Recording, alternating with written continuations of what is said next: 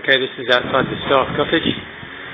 Again, we have a little bit of a problem with the guttering. You can see up in the top corner there, the two joints don't match up. They need to be levelled out and brought back together.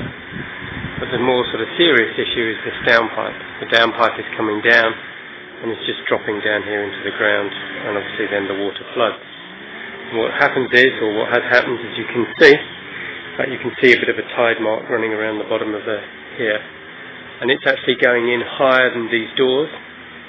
You can see it here quite clearly.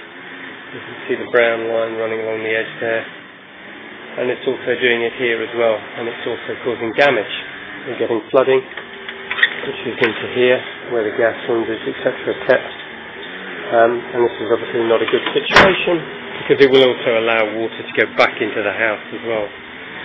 So what needs to be done is that here, what we should do would be to dig a trench, which will come all the way along here, out to this point, turn through 90 degrees, and then it'll head on down there and drop off into the bush, etc., where there's quite a lot of natural runoff into the pond. We'll put a 4-inch underground pipe, which would run along, as I said, and then down the other side, and then that will take all the water away from the house.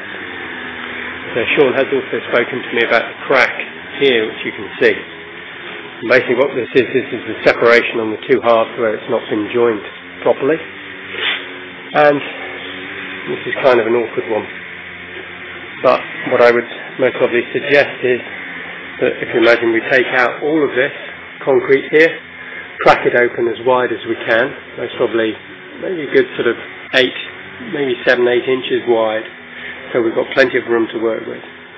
Then what will happen, if you imagine on either side of this crack, is that we will drill a hole through here, we'll drill a hole through here, and we put U-shaped rebar, or the reinforcing steel, and that is hammered into those holes.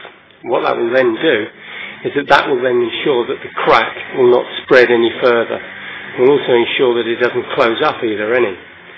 Then over the top of that will go some steel mesh or stainless mesh, and then over the top of that will be replastered smooth, and hopefully that will then take all the crack away. It does concern me a little bit though that the crack goes right the way up into the roof joist there. I'm just going to go and have a look at the other side of the house and see what we've got over there as well. Okay, so here we are on the other side of the house. Literally directly opposite, and we have exactly the same crack running through up to the other side. So again, we need to do the same here to clean it. Obviously what concerns me is that one half of the house is separating from the other half. And it's not easy to ascertain as to which half. Although my personal feeling would be that this half is moving, not that half. You can get little strain gauges that you can put on there which will show you the direction of pull as well. So I shall look into those. Although having said this, the crack doesn't appear to have got worse, I think, in the several months since Sean has mentioned it. So it might be that it's just settlement and it's come into place and that's it. I'm presuming this is the new half of the house, but I don't know that for sure. But we'll have to see and see if I can find out which way. So if it is the new half, and depending on how long ago it was, again, like I say, it could be a settlement, so we need to look into that.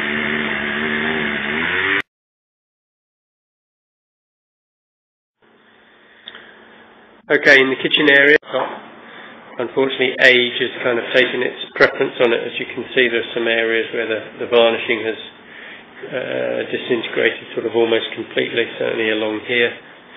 All of this would need to be sanded, and then a heavy UVA varnish applied.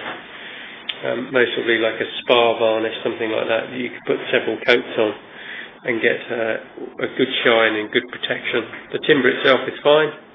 There's nothing really that needs to be looked at there. The only thing is the cabinets themselves could then maybe do with a little bit of a facelift, maybe some cleaning and a little bit of painting to sort out some of the bad ones. We've got some on the top edges, etc., that could be looked at. But another thing to be added to the list.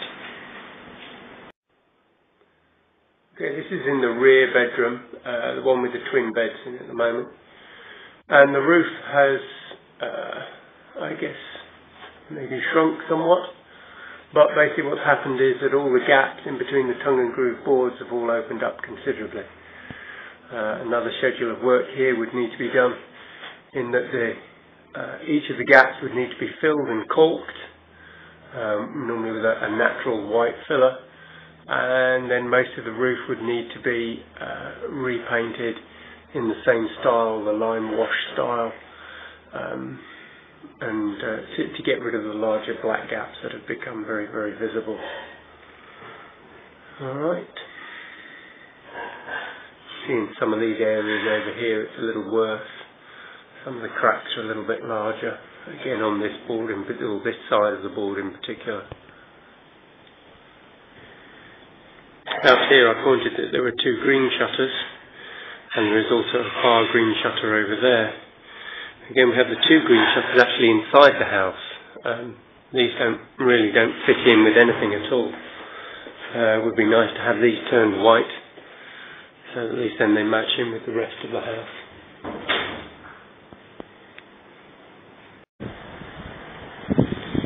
Okay, when we were talking about snagging item type lists, or snagging list items, this is one of my, I guess, kind of pet hates. Here we have the front of the house, so when people arrive, you drive up, and this is where you see. First thing that you're actually greeted with is one large downpipe from a sink, second large downpipe, piece of telecommunications cable going across the wall, and a gas pipe running up the wall. Now, all of these could be easily removed. The gas pipe in particular is actually taken from there, so it's coming from here into the ground, in there, running up the wall into the kitchen to feed the cooker. Now, we've already put pipework up to the black tank, which is up there, so it will be no issue to then take the pipework straight out through the top, in through the side of the kitchen, thus eliminating that one. Again, you've got the pipe coming out of the kitchen sink here. We already have one waste pipe here, which I don't particularly like, but what we could do would be to take that one out completely, remove it, remove this one as well, take the waste out through the kitchen to come out through this wall, which we're not is should we say, a discrete wall. The waste could then go straight down through into the pump room here, and then be connected onto the waste pipe here, which would be a lot cleaner and a lot neater, thus clearing up the wall. As for the telecommunications cables, they're running all over the house, everywhere. They all need to be effectively almost ripped out, renewed and replaced in a different, in a different location, in a much better.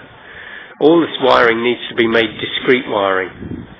Whereas at the moment, unfortunately, you get the likes of Line, Cable, whoever that come in, they do it, and they just put the cable wherever they can for the cheapest, quickest, cheapest and quickest